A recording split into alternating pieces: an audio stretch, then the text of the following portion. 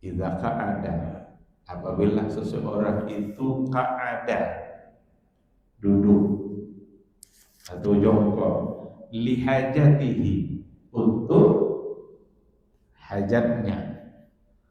Berarti dia dalam posisi duduk untuk hajatnya. Bahasa Nabi untuk hajatnya berarti itu adalah qada'ul hajat. Maka dari sinilah judul itu diambil oleh para ulama, karena Nabi sendiri membahasakan dengan hajat. Tetapi itu adalah bahasa kinayah. Yang dimaksud dengan qada' hajat di sini adalah bisa dalam bentuk buang air kecil atau dalam bentuk buang air besar. Baik, ikhwati fillah, ada beberapa hadis yang terdapat di dalam kitab ini yang hubungannya adalah dengan bab qada'il hajat. Kita lihat hadis yang pertama. Hadis yang pertama datang dari Anas ibn Malik radhiyallahu taala anhu. Qala musannif rahimahullah, an Anas ibn Malik radhiyallahu anhu qala, kana Rasulullah sallallahu alaihi wasallam idza dakhala al-khala wada'a khatamahu akhrajahu al-arba'ah wa huwa ma'lul. Datang dari Anas bin Malik, semoga Allah meridainya. Dia berkata, adalah Rasulullah sallallahu alaihi wasallam idza dakhala al-khala, apabila dia masuk atau ingin masuk ke al-khala. Al-khala itu kalau secara bahasa itu tempat tersembunyi, tempat lapang tersembunyi.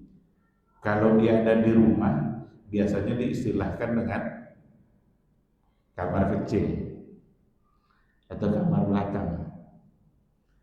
Tapi kini nampaknya nggak bisa sampai kamar belakang. Banyak rumah-rumah model gini di depan juga. Kalau dulu kan rata-rata di belakang. Nah, ini tidak dipilih karena tempatnya di depan. Tapi mau depan mau belakang, yang jelas dia adalah ruang kecil yang tersembunyi. Al-khala itu pada masa dulu, pada masa sahabat, pada masa Rasul, seandainya mereka tidak qada hajat di rumah, mereka bisa qada hajatnya di lapangan besar itu, tapi menjauh dari manusia. Artinya adalah tempat sunyi yang tidak dilihat oleh siapapun. Itu juga lah ada hadis Nabi, kalau kalian berada di tempat sunyi itu untuk qada hajat, jangan menghadap kiblat, jangan pula membelakangi. Nanti akan ada hadis-hadisnya itu.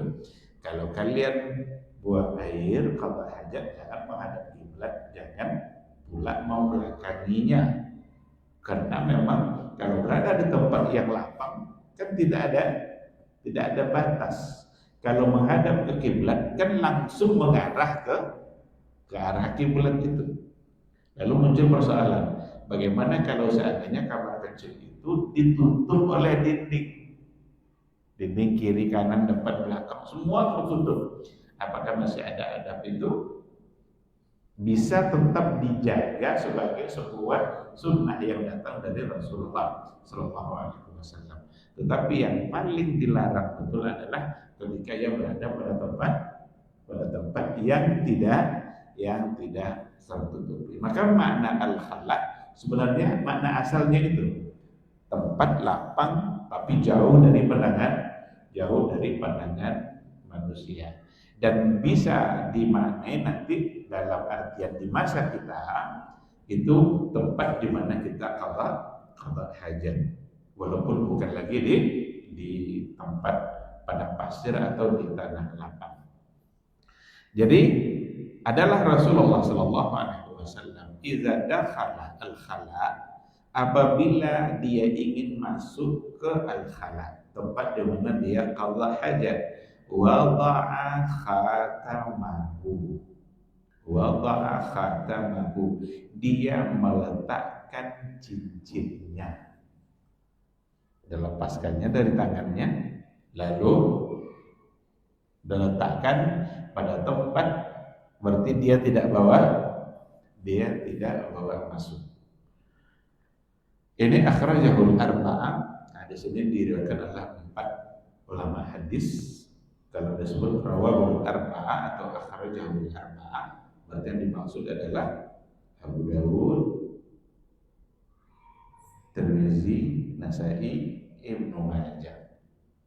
Selain dari Bukhari Muslim. Jadi ada kutubus sittah, kitab yang 6 itu kan ada Bukhari Muslim. Kalau disebut rawahul arba'ah, berarti selain dari Bukhari Muslim. Wa huwa ma'lul. Hadis dari riwayat ini itu ma'lul. Ma'lul itu ada illatnya, ada cacatnya dari riwayat ini. Kenapa disebutkan ada ma'lulnya, ada illatnya?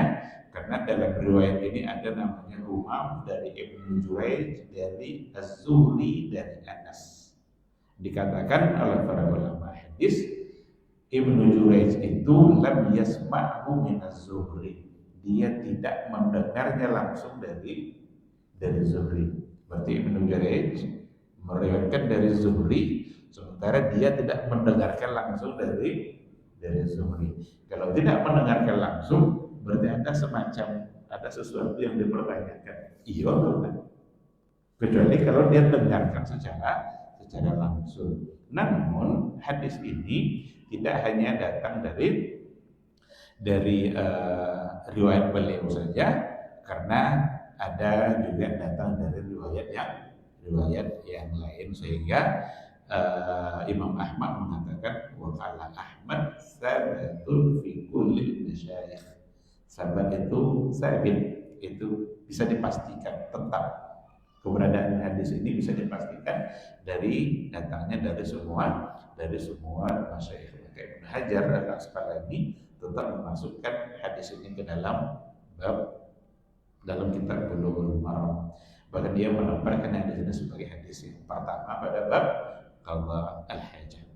Baik, inilah hadis yang pertama, di mana saya kira sangat mudah untuk kita pahami, datang dari seorang sahabat mulia namanya Anas bin Malik. Dulu sudah kita jelaskan siapa itu Anas bin Malik.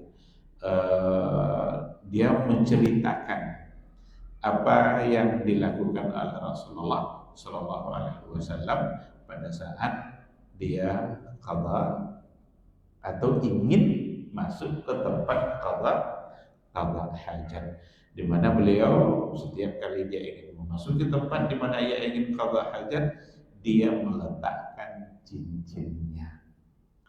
Kenapa dia meletakkan cincinnya, melepaskan cincinnya?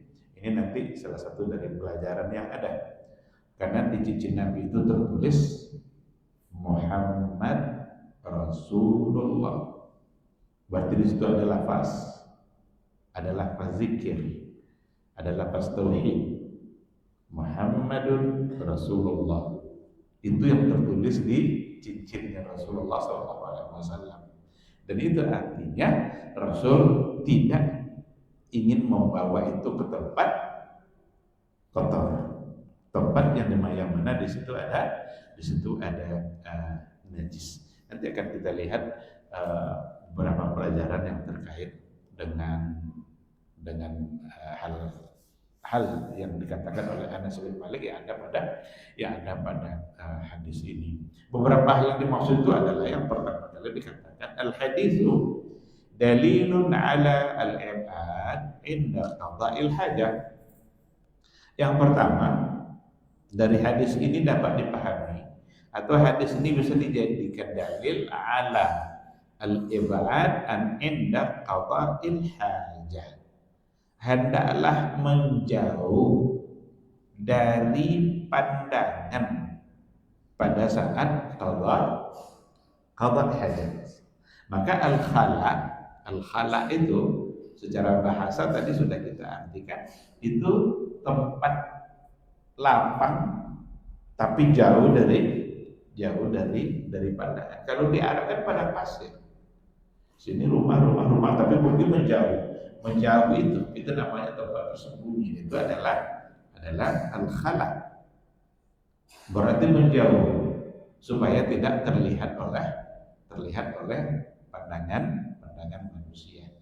Dan itu yang dilakukan oleh Rasulullah SAW. Pernah satu ketika di waktu subuh, ketika Rasul ingin mengimami, Nabi minta tunggu sebentar. Lalu dia pergi untuk qada hajat. Pergi dia ke tempat yang jauh. Padahal ingin melakukan sholat bersama para sahabat. Kalau tidak salah itu dalam safarnya. Ditunggulah oleh sahabat, Nabi tak juga datang-datang. Sementara waktu subuh sudah hampir berhabis. Mereka mulai berpikir, ini kita tunggu Nabi atau kita sholat saja? Karena tengok waktu berjalan terus. Sebagian mengatakan tunggu karena Nabi balik lagi. Tapi pada akhirnya mereka putuskan untuk tidak menunggu. Maka majulah seseorang untuk mengimami pada waktu sholat itu. Ketika mereka sholat, barulah Nabi datang. Dan di situ Nabi mulai mengucapkan, belum akan wafat seorang Nabi sebelum umatnya sudah mampu untuk mengimami. Dan berarti itu isyarat bahwa Nabi tidak lama lagi akan, berarti sudah tidak lama lagi, karena belum akan wafat seorang Nabi kecuali umatnya sendiri sudah mampu untuk mengimami, dan dia ada di situ. Nah, maka dari kisah itu yang ingin saya sampaikan, Nabi pergi ke tempat jauh dan tujuannya adalah untuk qada hajat. Dan biasanya kalau pergi jauh seperti itu tentu ada yang menemani. Buktinya apa? Buktinya Anas meriwayatkan Nabi melepaskan cincin. Karena ada juga nanti dalam riwayat yang lain Nabi minta untuk ditutupi pakai kain. Kemudian Nabi melepaskan cincinnya. Ketika ini datang dari Anas, ini menandakan bahwa al-khala di sini memang adalah tempat yang jauh. Karena kalau di dalam rumahnya, tentu yang meriwayatkan adalah Aisyah, istrinya, bukan lagi Anas. Karena yang membantu Nabi untuk proses qada hajat dalam rumah tentu bukan Anas, tapi adalah istri dari beliau. Maka pelajaran yang pertama, dalil alal ib'ad, agar kita menjauh supaya tidak terlihat. Dulu seperti itu. Kalau sekarang kita dalam rumah, apa maknanya berarti kalau di dalam rumah, maka qada hajat pada tempat yang tertutup rapat, yang tidak bisa terlihat oleh siapapun. Ini kadang-kadang kan ada juga orang asal aja, karena dia tutup. Yang penting dia sudah masuk ke dalam toiletnya, sudah masuk dia ke kamar kecilnya, lalu dia qada hajat tanpa menutup pintu. Apa tujuan al-khala tadi itu, menjauh tempat sunyi supaya tidak terpandang, tidak terlihat oleh orang. Maka kalau kita berada dalam rumah, berarti maksudnya adalah tutup secara rapat. Jangan sampai terbuka atau ada orang yang melihatnya. Kenapa demikian? Karena ada aurat yang terbuka. Ada aurat yang terbuka. Orang qada hajat dipastikan auratnya terbuka. Jadi kalau seandainya tidak ditutup rapat atau bisa terlihat oleh orang lain, berarti dia memperlihatkan auratnya kepada orang yang melihat. Nah, maka bisa dimaknai seperti itu. Kalau memang berada pada tanah lapang, berarti menjauh dari pandangan. Ketika dalam rumah, berarti pada tempat yang tertutup. Yang kedua, hadis ini pelajarannya adalah dalilun ala tab'idi ma fihi dzikrullah inda qada'il hajat. Hadis ini dijadikan sebagai dalil untuk menjauhkan sesuatu yang padanya ada zikrullah. Zikrullah itu apa? zikir-zikir yang di dalamnya menyebut Allah, agar itu semua dijauhkan indah qada'il hajat, ketika qada' hajat. Kenapa Nabi membuka cincinnya? Karena di cincinnya tertulis Muhammadun Rasulullah. Itu pada cincin Nabi. Dikabarkan juga pada stempel Nabi itu juga tertulis Muhammadun Rasulullah. Jadi surat-surat yang dikirim oleh Nabi ke raja-raja itu ada stempel. Stempel itu tertulis Muhammad Rasulullah, yang ternyata di cincin Nabi juga tertulis itu. Nah, dikarenakan di situ ada lafaz Allah, berarti ada zikir, ada sebutan nama Allah di situ Muhammadur Rasulullah, sehingga itu perlu dijauhkan dari tempat di mana kita qada hajat. Maka jangan kita bawa lafaz-lafaz zikir yang suci itu pada tempat yang kotor. Jadi kalau seandainya ada orang bawanya pakai baju kaos, di baju kaosnya tertulis asyhadu an la ilaha illallah wa asyhadu anna muhammadar rasulullah. Kalau begitu gimana? Berarti buka bajunya. Jangan bawa. Karena Nabi mengajarkan cincin Nabi itu dia buka karena ada lafaz zikir di situ, ada Muhammadur Rasulullah. Bagaimana dengan HP? HP sempat ditinggalkan di luar. Keluar dari tempat yang dimana dia qada hajat, nah itu HP itu. Di dalam HP itu ada Al-Quran, bahkan bukan hanya tulisan, tapi ada bacaan-bacaan. Apakah sama dengan sesuatu yang tertulis secara langsung, secara zahir yang kita tengok yang kita nampak? Ternyata tidak sama. Karena kalau yang tertulis dia zahir, jelas, nampak. Sedangkan yang ada di HP itu adalah aplikasi yang kalau tidak dibuka maka dia tidak akan muncul. Maka dengan demikian berarti tidaklah mengapa kalau seandainya kita membawa HP ke tempat qada hajat, meskipun di dalamnya ada banyak zikir-zikir, tetapi itu dalam bentuk aplikasi yang tidak akan muncul kalau tidak diklik-klik celika, tidak ditekan celika, dia tidak akan muncul.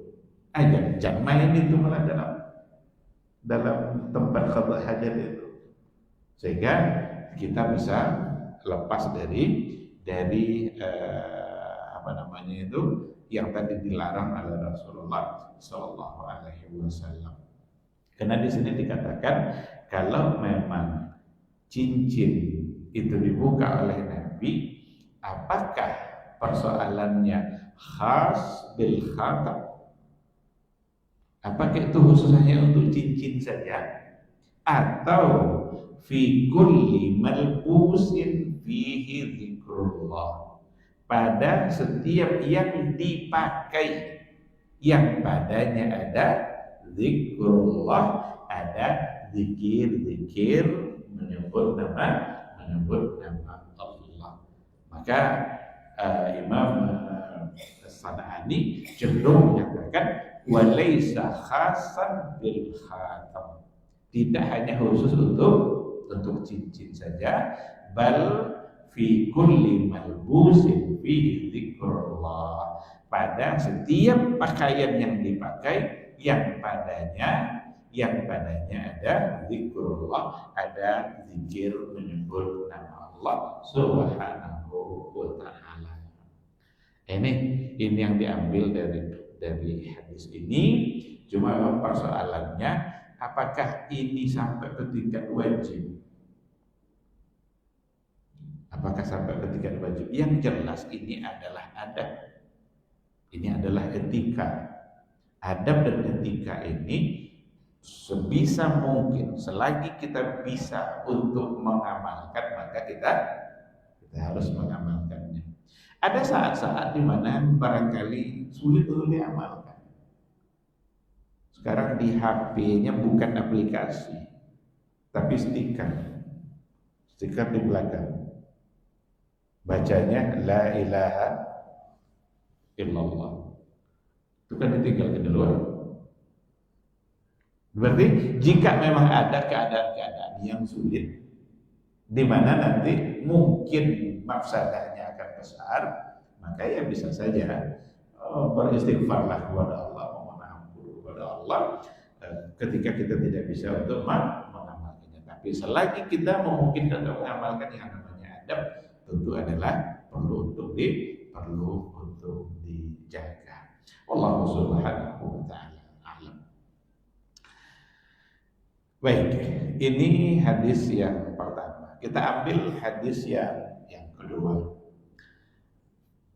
Qala musannif rahimahullah wa anhu radhiyallahu ta'ala anhu.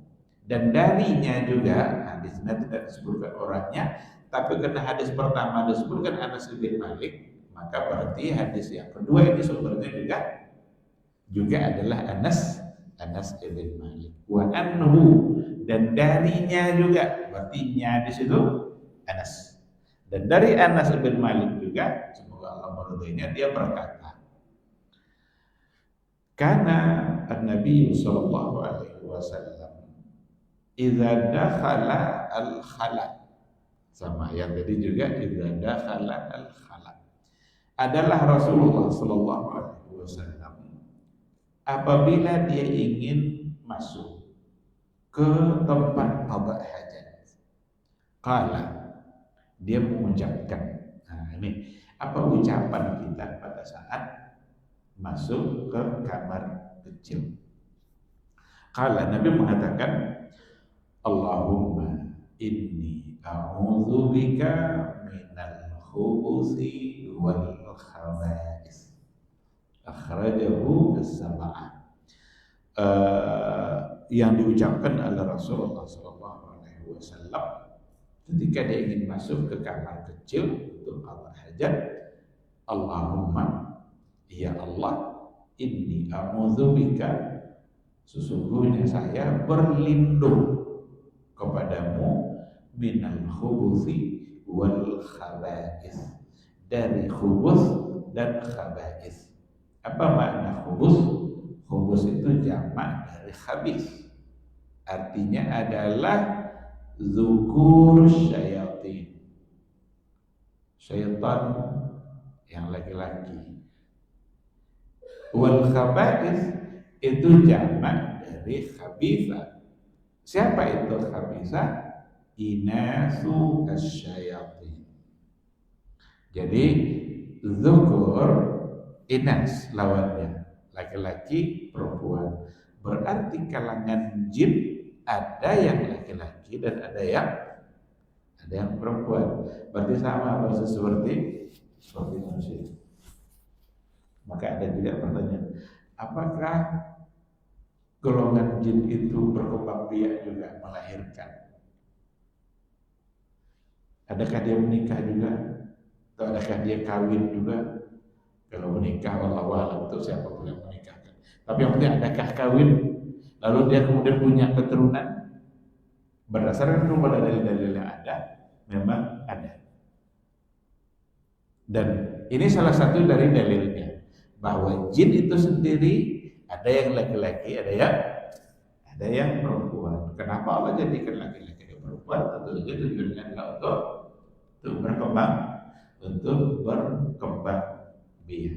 Nah, maka doa inilah yang diucapkan oleh Rasul setiap kali masuk. Allahumma inni a'udzubika minal khubuthi wal khaba'is. Ya Allah, aku berlindung kepadamu dari syaitan yang laki-laki dan dari gangguan syaitan yang perempuan. Dalam lafaz yang lain yang datang dari Sa'id ibn Mansur, itu ada diawali dengan kata Bismillah Allahumma. Yang masyhur tanpa Bismillah. Tetapi ada lafaz yang datang dari Sa'id ibn Mansur di mana Rasul mengatakan Bismillah Allahumma. Diawali dengan Bismillah. Jadi ada dua riwayat, ada yang pakai Bismillah, ada yang tidak, dan dua-duanya dapat diterima seperti yang dikatakan di sini. Itu diriwayatkan oleh Al-Ma'nawi isnaduhu ala syarti Muslim. Isnadnya itu meriwayatkannya dengan syarat yang digunakan oleh Imam Muslim dalam mensahihkan hadis. Berarti Imam Muslim kan murid dari Imam Bukhari. Yang paling ketat dalam menentukan sahih hadis itu yang berdua ini, Imam Bukhari, Imam Muslim. Bukhari yang lebih ketat lagi. Kalau Imam Bukhari itu mensyaratkan antara sanad ke sanad pernah bertemu, meskipun sudah. Kalau Imam Muslim agak ringan sedikit, tidak disyaratkan pernah ketemu, tapi sezaman, hidup semasa. Antara yang sanad ke sanad berikutnya mesti dia semasa. Kalau Imam Bukhari mensyaratkan mesti terbukti bahwa dipastikan dia pernah berjumpa. Nah, jadi kalau ada buku-buku kita temukan ini hadis ini ala syarti Muslim, sesuai dengan syarat Imam Muslim, berarti kedudukannya adalah sangat tinggi, sebab Imam Muslim dalam mensahihkan hadis itu dengan syarat yang sangat ketat. Wa fihi ziyadatut tasmiyah. Wa fihi ziyadatut tasmiyah, dan pada yang isnadnya tadi itu yang ala syarti Muslim itu padanya ada ziyadatut tasmiyah, penambahan kata bismillah. Berarti kalau yang kita ucapkan Bismillah Allahu inni a'udzubika minal khubuthi wal khaba'is, itu insyaallah berdasarkan kepada riwayat yang dapat diterima. Tapi kalau seandainya tidak, tanpa Bismillah langsung saja Allahumma, memang ada riwayat yang menyatakan Nabi tidak mengawalinya dengan Bismillah. Kalau begitu, andaikan memang dua-duanya adalah sahih, berarti bisa saja dua-duanya memang pernah dilakukan oleh Rasulullah Sallallahu Alaihi Wasallam. Karena dua-duanya diterima kesayangannya oleh para ulama. Beda nanti ketika satu dhaif, satu sahih. Sama seperti apa iftitah. Ada doa iftitah, kadang kita temukan Allahumma baik. Ada iftitah wajiyah. Dan para ulama mengatakan itu adalah hadis-hadis yang sahih. Kalau memang itu adalah hadis-hadis yang sahih, berarti Nabi pernah membacanya. Mungkin pada satu ketika sholat ini Nabi membaca itu. Mungkin pada sholat yang lain Nabi membaca Allahumma barik. Bahkan ada banyak riwayat iftitah yang ada yang panjang, ada yang pendek. Baik, ikhwati fillah, para ulama mengingatkan kalau kita membaca hadis ini, jangan karena kita takut kepada syaitan, iblis, jin. Dan nanti kalau tidak dibacanya diganggunya kita, bukan karena takut ke dia, tapi karena sunnah Nabi yang menyuruh. Artinya, ini kan di sini ada keyakinan, ada sesuatu yang hubungannya dengan akidah, bahwa al-khawfu, bahwa takut kita itu hanyalah kepada Allah Subhanahu wa ta'ala. Kita membacanya, kita berlindung kepada Allah dari gangguan-gangguannya, dari godaan-godaannya. Kita minta perlindungan kepada Allah Subhanahu wa ta'ala. Artinya, tidak akan bisa terjadi sesuatu apapun yang dilakukan oleh jin pada diri kita, kecuali kalau Allah yang mengizinkan. Jadi yang kita kedepankan pada saat kita membaca itu adalah bahwa ini sunnah Nabi, ini Rasul yang menyuruh untuk membaca. Bukan karena rasa takut gitu. Ini nanti kalau tidak dibaca nih, jangan-jangan ini berarti ada rasa takut kita yang sudah bisa nanti menyalahi tauhid. Ini maka ini perlu untuk diingatkan supaya kita dalam mengerjakan sesuatu benar-benar kita sandarkan kepada Allah Subhanahu wa taala dan untuk mengikuti apa yang diajarkan oleh Rasulullah sallallahu alaihi wasallam.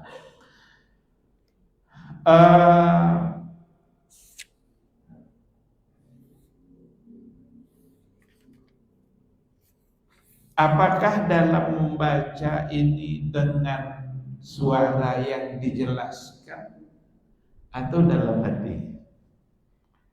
Ada di sini dikatakan oleh Imam As-San'ani, beliau mengatakan wa zahiru hadisi Anas, secara zahir dari hadis Anas yang dalam doa ini dapat dipahami karena adalah Rasulullah sallallahu alaihi wasallam yajharu bihadza dzikr. Jadi beliau itu yajhar. Yajhar itu berarti memperdengarkan. Berarti bukan dibaca dalam hati. Fayahsunu al-jahru bihi. Maka menjadi baik pula bagi kita al-jahru bihi, untuk membacanya secara jelas. Artinya ada suara yang kita dengar. Dia kalau sir itu hanya didengar oleh hati kita. Tapi kalau jahar itu didengar oleh telinga kita. Kalau sir itu kan hati kita yang mendengarnya. Tapi kalau jahar telinga kita yang mendengar. Jadi saat kita ingin masuk, ucapkan Allahumma inni a'udzubika minal khubuthi wal khaba'is. Terdengar oleh telinga kita. Tentu tidak mungkin pula keras-keras sekali kan. Ini hanya mendengarkan ke telinga kita. Itu disebut dengan jahar yang ada di sini. Karena berbeda nanti ketika dibaca sir, kan bisa saja kita mengucapkan tapi kita tidak melafazkannya. Nah, maka Imam Ghazali di sini mengatakan secara zahir dapat dipahami bahwa karena ia jaharu bihadza dzikr. Nabi menjaharkan dengan zikirnya, maka baik pula bagi kita untuk menyebutkannya secara jahar. Beginilah indahnya sebenarnya yang dapat kita pahami dari bimbingan Nabi ini sampai pada persoalan-persoalan yang privasi, masalah-masalah yang kecil, mungkin bisa kita anggap ini masalah yang privasi kan, tetapi agama tetap memberikan bimbingannya dan selalu mengaitkannya dengan Allah. Ini salah satu penggalan kehidupan kita yang diisi dengan doa. Nanti kalau kita bangun ada doa. Baru saja kita bangun ada doa. Setelah bangun pergi ke kamar kecil, ini doanya. Kalau keluar ada enggak doanya? Ada enggak ucapannya lagi? Ucapannya ghufrana. Itu yang paling pendek. Dia ada beberapa zikirnya yang paling pendek itu, tapi ada yang agak panjang. Alhamdulillahilladzi azhaba 'annil adza. Alhamdulillah, segala puji bagi Allah alladzi azhaba 'anni, yang telah menghilangkan dari saya adza, penyakit.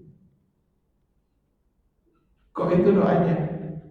Karena dia kalau tidak mau keluar, maka dia akan menjadi penyakit. Sekarang dilancarkan oleh Allah, maka pantas untuk memuji Allah.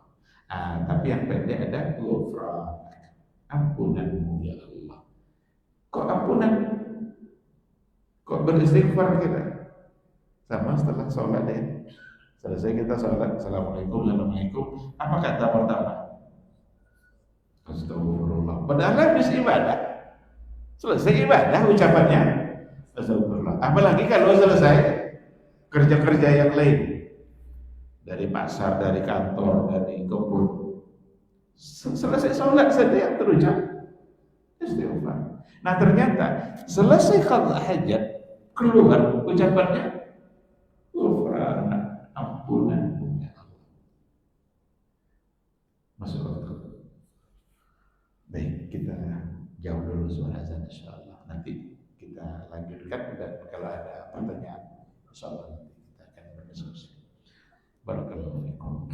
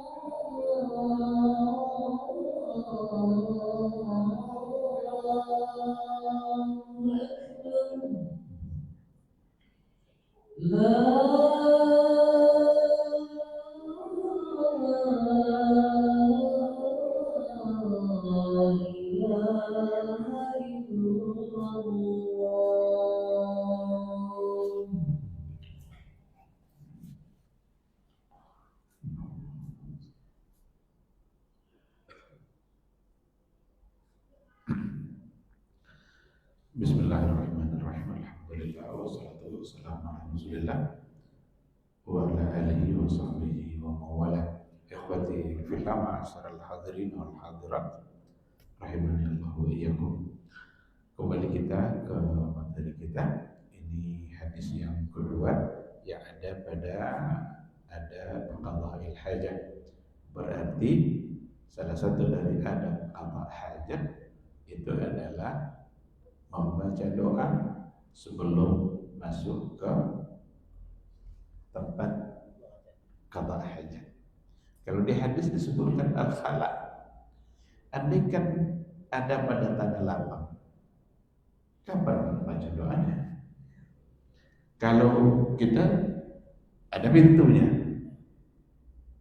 pas mau buka pintu sebelum masuk, jadi jangan di dalam dibaca, tapi di luar. Karena di dalam tidak juga boleh untuk melafazkan zikir.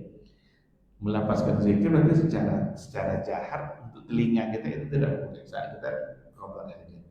Tapi kalau lihat dalam hati, contoh, ada orang ketok pintu, Assalamualaikum, kita di dalam, boleh tak jawab dalam hati? Atau dengar azan, kita lagi qada' hajat, dengar azan, menjawab azan itu zikir tak? Hayya 'alas shalah, katanya, jawabannya la haula wala quwwata illa billah. Mengucapkan la haula wala tidak boleh. Kalau dalam hati, kan Nabi menyuruh untuk menjawab, sama dengan menjawab salam yang tadi itu. Maka beda nanti kalau melafazkan, perdengarkan ke telinga. Tapi kalau mendengar secara sir, maka tidak mengapa kalau dilakukan. Maka doa-doa tadi akan masuk dan setelah keluar. Itu di antara adabnya berarti. Setelah keluar apa tadi? Ghufrana. Ada penjelasan yang sangat menarik dari Syekh Utsaimin, di antaranya, kenapa ghufrana? Kenapa kita minta ampun? Karena keluar dari kamar kecil, fisik kita sudah bersih. Kan kita istinja, kita taharanya baik-baik. Berarti secara fisik kita bersih. Maka kita memohon pula kepada Allah yang bersih itu bukan hanya fisik, tapi rohani, jiwa kita. Maka dibacalah ghufrana, maka terhimpunlah di situ dua kesucian, hati juga, fisik juga. Karena memang innallaha yuhibbut tawwabina wa yuhibbul mutatahhirin. Tawwabin itu jiwa, mutatahhirin itu fisik. Berarti ayat itu artinya sesungguhnya Allah mencintai orang-orang yang bersih lahir dan batin, jiwa dan fisik.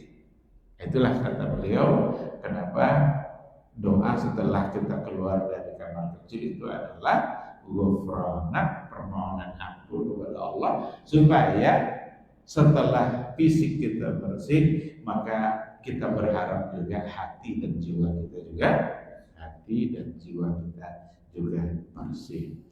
Indah sekali Islam yang dibawa oleh Rasulullah Sallallahu Alaihi Wasallam.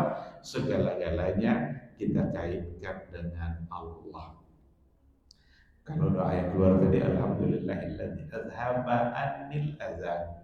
Segala puji bagi Allah yang telah menghilangkan dari saya penyakit. berarti kita kembalikan kepada Allah. Allah lah yang telah memudahkannya, Allah lah yang telah melancarkannya. Sedang kita puji adalah Allah. Ikhwati fillah, ma'asyiral hadirin wal hadirat rahimani Allah wa iyyakum. Ini barangkali dua hadis yang kita bahas pada malam hari ini. Mungkin ada hal-hal yang perlu untuk didiskusikan, dipertanyakan, dipersilakan. Masih ada, kita punya waktu sedikit insya Allah.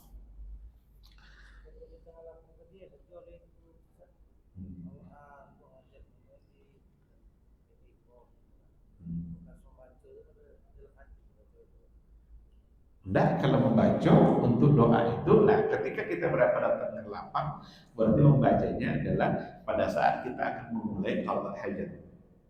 Karena apa hikmahnya?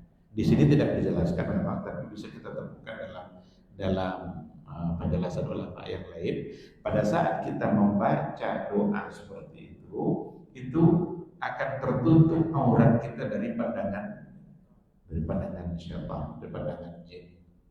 Sama dengan ketika akan berhubungan suami istri, kan ada doa yang diajarkan oleh Rasulullah SAW. Ketika doa itu dibaca, maka tertutuplah aurat kita dari pandangan jin. Nah, ketika kita di kamar kecil, tentu akan terbuka aurat, maka perlu tempat tertutup, tidak ada siapapun yang bisa melihatnya. Nah, ketika dibaca, syaitan tidak bisa melihat kepada aurat kita. Maka kalau di hutan atau di tanah lapang, berarti pada saat kita akan memulai qada hajat, karena itulah tempat di mana kita akan melakukan qada hajat.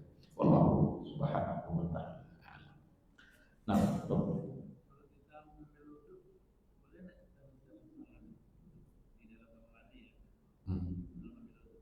Bismillah itu sebenarnya adalah bagian dari zikir. Berarti kita alihkan jadinya zikir itu dalam hati. Karena itu nanti akan diikutkan juga dengan niat. Berwudu kan ada juga niat yang diajarkan, karena wudu adalah ibadah. Ibadah mesti diikutkan dengan niat. Itu tidak mesti dalam bentuk lafaz yang terucap. Inilah salah satu dari perbedaan yang sangat jelas pada kita sekarang ini, itu menyatu tempat mandi dengan toilet. Seharusnya enggak, cuma rata-rata seperti itu. Itu namanya umumul balwa itu itulah yang terjadi sekarang ini. Kita sulit untuk menghindarnya. Bahasa Arabnya beda sebenarnya. Kalau kamar mandi itu hammam, tapi kalau kamar untuk qada hajat itu mirhab. Sekarang ada hammam, itu di dalamnya ada mirhab. Ya kalau maksud seperti itu, ya mau gimana lagi? Ya otomatis kita terkena oleh hal yang seperti itu. Sementara kita dilarang untuk melafazkan zikir. Maka solusinya dalam hati. Setelah wudu kan ada zikir setelah wudu. Ada enggak doanya? Ada kan? Nah, berarti jangan dibaca jangan di dalam. Keluar kita dari tempat wudu, tutup pintunya. Nah, berarti di situ kita bisa untuk membacanya. Wallahu subhanahu wa ta'ala. Ada lagi foto. Iya.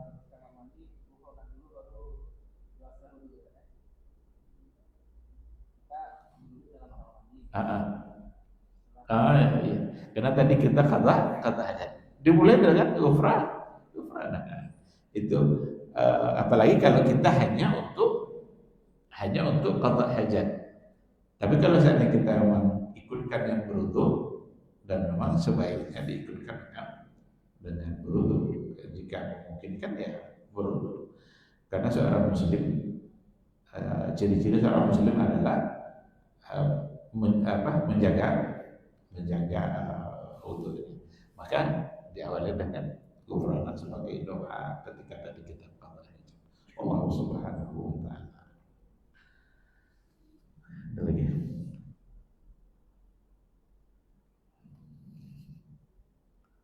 Cukup.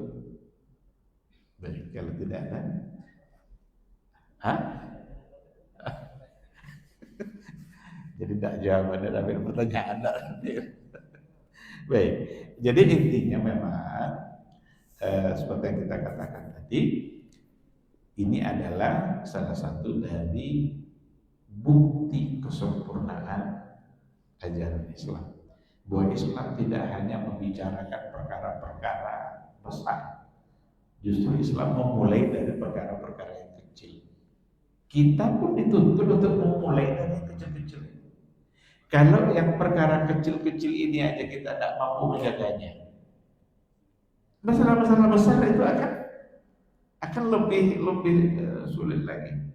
Jadi tidak usah menghabiskan diri untuk bicara besar-besar. Kita harus menguasai dunia Islam, kita harus jadi presiden. Cara istinja aja sekarang tidak tahu. Sibuk untuk mau macam-macam yang mau dikuasai. Harus ekonomi harus di tangan umat Islam sedunia. Suruh istinja dia tidak apa. Tanya doa masuk WC dia tidak ada. Maka mulai dari yang kecil-kecil itu tunjukkan ketaatan kita kepada Allah, mulai dari yang privasi yang kecil. Nanti yang lain insya Allah pasti akan mengikut. Maka Rasulullah SAW dalam dakwahnya memang dia mulai yang asas dan yang sederhana. Nanti pada akhirnya barulah Mekah beliau kuasai. Sebelumnya kan tidak ada cerita kan Abu Jahal lah yang memimpin Mekah itu tidak ada masalah. Tapi Nabi tetap membimbing sahabat-sahabatnya. Inilah Islam, inilah iman itu. Tapi pada akhirnya Mekah ditaklukkan, dikuasai ketika mereka sudah mantap keimanan dan keislaman yang ada di hati mereka. Mudah-mudahan dengan mau pelajari hadis-hadis seperti ini, kita semakin mengerti pula dengan perkara-perkara yang sederhana yang ada pada diri kita. Kita awali dari itu untuk kemudian diikutkan dengan hal-hal yang lebih besar. Insya Allah kita sambung pada pertemuan yang akan datang dan kita cukupkan sampai di sini. Mudah-mudahan majelis kita menjadi majelis yang diberkahi oleh Allah, majelis yang bisa mendatangkan ilmu, bisa mengokohkan iman dan cinta kita kepada Allah dan Rasulnya. Subhanakallahumma bihamdika asyhadu an la ilaha illa anta astaghfiruka wa atubu ilaik. Assalamualaikum warahmatullahi wabarakatuh.